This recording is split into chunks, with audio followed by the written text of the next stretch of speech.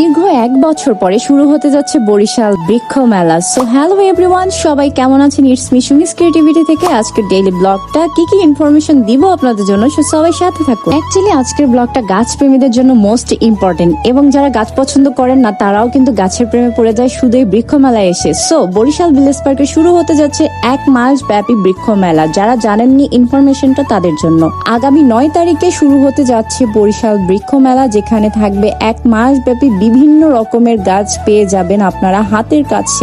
3 থেকে 400 প্রজাতির গাছ এবং একদমই হাতের বাজেটের ভিতরে। যদিও আমি এখনো প্রাইসটা ক্লিয়ার বলতে পারছি না, তবে সামনের ব্লগে আপনাদেরকে ক্লিয়ারলি জানিয়ে দেবো।